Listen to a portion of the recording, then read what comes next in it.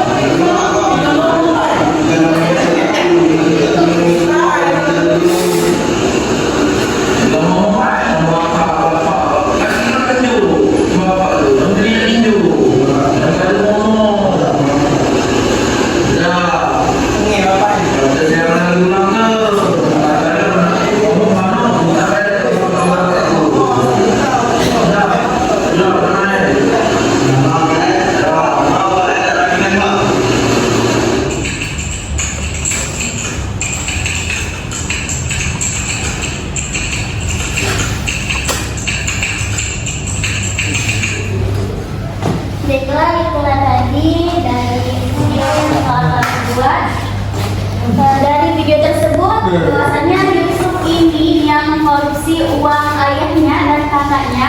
Dia bilang sama ayahnya itu bahwasannya harga buku itu tuh 100.000 padahal 60.000. Nah, dia mengkorupsi uang kakaknya juga, padahal harga rokok itu 26 padahal 26, tetapi bilangnya 48. Perlu kita ketahui korupsi itu merupakan tindakan yang sangat merugikan. Baiklah, materi selanjutnya akan dijelaskan oleh Ahmad Yusuf Aditya.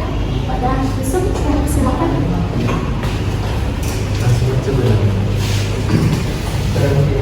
Selanjutnya adalah korupsi dalam kehidupan sehari-hari. Melanggar nilai-nilai Pancasila dan etika politik, korupsi bertentangan dengan nilai-nilai keadilan, kemanusiaan dan persatuan yang dianut oleh Pancasila sebagai etika politik. Korupsi merusak kepercayaan dan menciptakan ketimpangan sosial.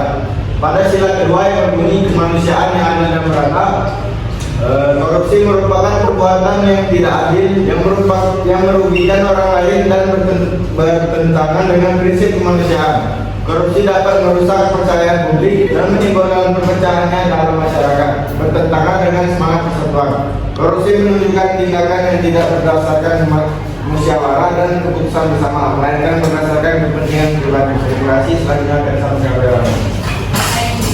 Saya akan menunjukkan penjelasan dari Yusuf. Dampak korupsi pada kehidupan sehari-hari dalam etika politik. 1. Rusaknya kepercayaan publik. Korupsi merusak kepercayaan publik terhadap sistem politik dan para pemangku kepentingan, karena mereka melihat bahwa politik adalah arena yang penuh dengan kecurangan dan korupsi. 2. Ketimpangan sosial. Korupsi seringkali menguntungkan pihak-pihak tertentu dan memburukkan kondisi ekonomi, sehingga menciptakan kesenjangan sosial. 3. Mengikis nilai-nilai kejujuran.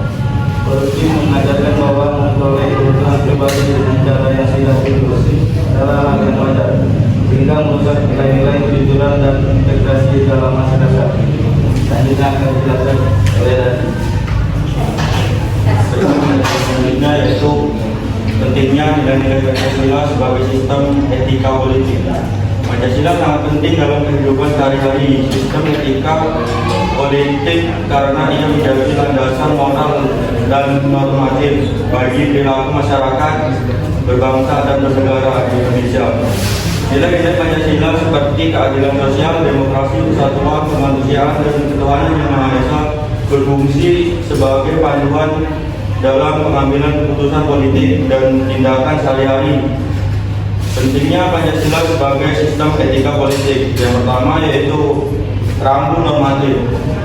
Pancasila berfungsi sebagai rambu normatif yang mengatur perilaku masyarakat berbangsa dan bernegara. Dengan adanya rambu ini, pelanggaran seperti korupsi dapat diminimalkan. Yang kedua, sumber etika politik. Pancasila sebagai sumber etika politik untuk mengatur penyelenggaraan negara dan menjaga tatanan nilai moral dalam kehidupan berbangsa.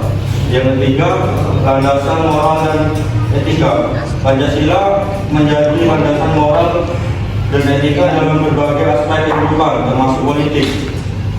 Yang keempat, keseimbangan kekuasaan dan moralitas. Pancasila bertujuan untuk menciptakan keseimbangan antara moralitas dan kekuasaan, sehingga keputusan politik mempertimbangkan keadilan, kemanusiaan, dan kesejahteraan rakyat. Yang kelima, mencegah dekadensi moral. Pancasila dapat membantu mencegah penurunan nilai-nilai moral dan perilaku penyeimbang di masyarakat, terutama kalangan generasi muda. Yang keenam, memperkuat integritas. Pancasila membantu penyelenggara negara memahami mana tindakan yang benar dan salah, sehingga mereka dapat menjalankan tugas dengan integritas dan tanggung jawab. Selanjutnya akan dijelaskan oleh Bapak. Penerapan nilai Pancasila khususnya di kedua proses ada dan berjalan dalam korupsi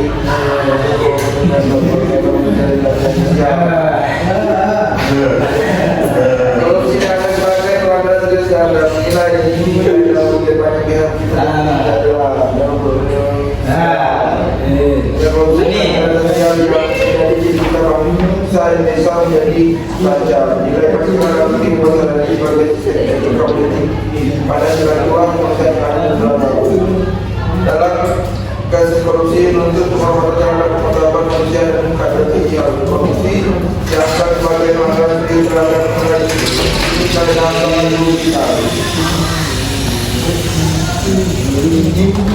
Baiklah, kami di sini membuka sesi tanya jawab. Satu sesi bertiga pelaksanaan.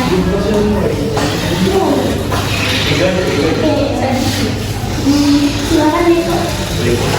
Perkenalkan nama saya Karena dari kelompok dua.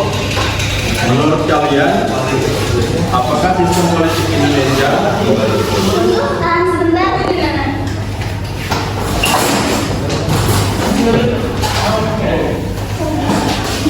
Tahan sebentar Deko. kalian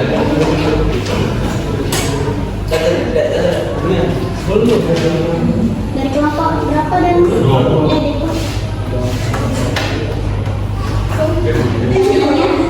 menurut kalian, apakah sistem politik Indonesia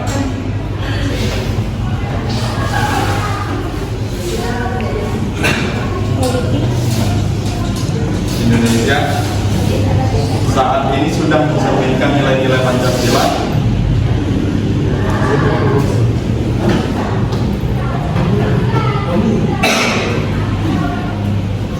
Sebagai etika politik, jelaskan mengapa.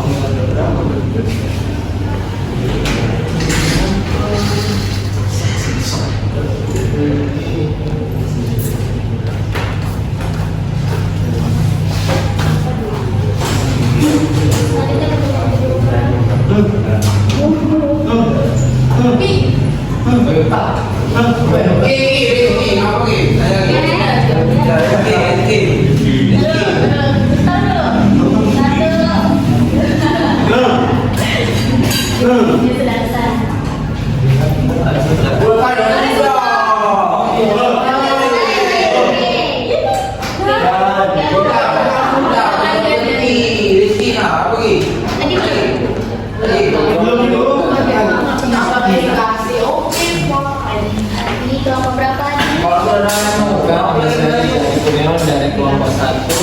Dari kelompok 1 saya akan bertanya, sebutkan 3 contoh tindakan korupsi dan jelaskan secara singkat.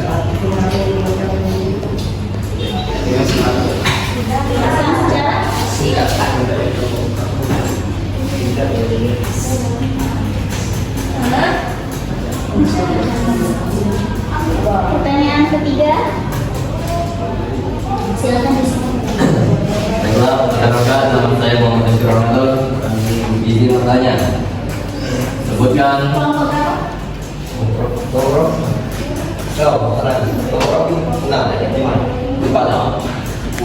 dari kelompok 4. Sebutkan beberapa contoh Berapa contoh? korupsi dalam kegiatan sehari-hari dan apa akibatnya.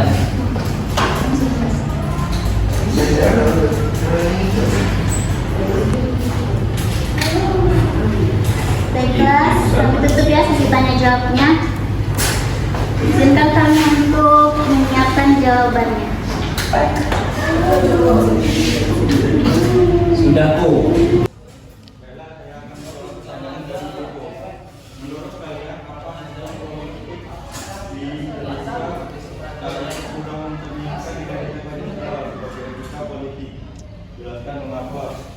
Karena sistem politik Indonesia saat ini belum sepenuhnya mencerminkan nilai-nilai Pancasila sebagai etika politik, meskipun Pancasila diakui sebagai dasar negara dan ideologi. Telah mencerminkan atau belum? Belum sepenuhnya.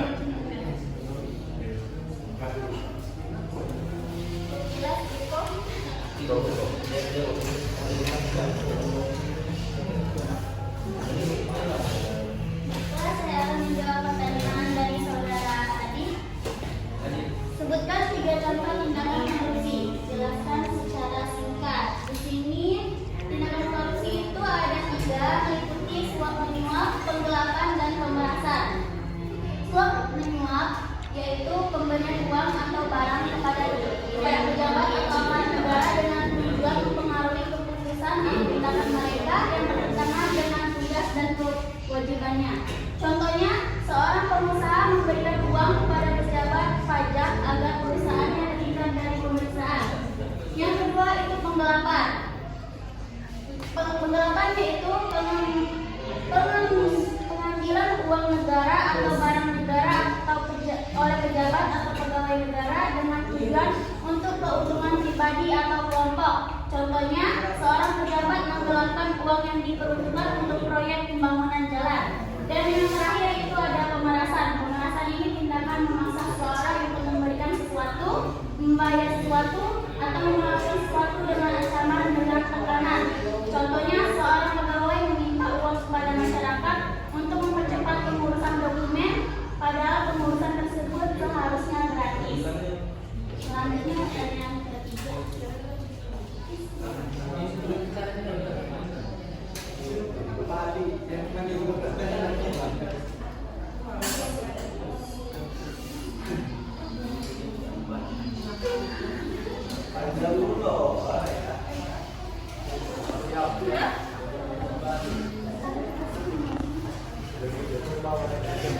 Mereka saya akan menjawab pertanyaan dari Firman Sebutkan beberapa contoh korupsi dalam kegiatan sehari-hari dan apa akibatnya.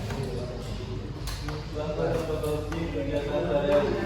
Kemudian ya, contohnya meminta uang lebih dari tarif yang seharusnya untuk layanan publik seperti pengurusan dokumen kependudukan atau perizinan. Suap menyuap, memberikan uang atau hadiah kepada pegawai negeri atau pejabat untuk mempercepat atau mempermudah urusan seperti pengurusan izin atau penanganan khusus. Ketiga, penipuan dalam jual beli, misalnya menjual barang dengan kualitas yang lebih rendah dari yang dijanjikan atau memasukkan dokumen untuk mendapatkan keuntungan. Keempat, gratifikasi. Pegawai negeri menerima hadiah atau keuntungan yang tidak wajar karena jabatannya, seperti menerima uang atau barang saat sedang menjalankan tugas. Kelima, pemerasan, memaksa seorang untuk membayar uang atau memberikan sesuatu sebagai imbalan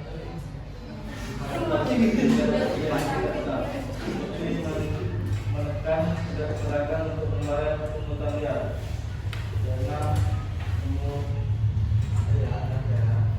menggunakan fasilitas kantor untuk urusan pribadi, memanfaatkan fasilitas kantor seperti komputer, internet atau kendaraan dinas untuk kepentingan pribadi. Akibat korupsi, penggunaan korupsi menyerap anggaran negara yang seharusnya digunakan untuk pembangunan infrastruktur, pendidikan dan kesehatan. Meningkatkan kemiskinan, korupsi membuat biaya hidup menjadi lebih mahal karena anggaran yang seharusnya digunakan untuk layanan publik seperti kesehatan dan pendidikan disalahgunakan.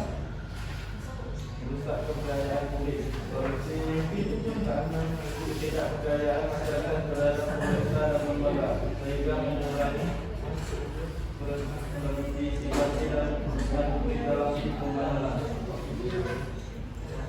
Menurut tingkat kepercayaan negara, korupsi menyebabkan defisit anggaran menurut prestasi dan melambatnya pertumbuhan ekonomi. Pelanggaran asasi manusia. Korupsi dan pelanggaran asasi manusia seperti hak untuk memiliki identitas, hak atas pendidikan dan hak atas keberadaan. Oke, sedikit tambahan ya Rizky. Contoh korupsi dalam kehidupan sehari-hari itu seperti yang nanti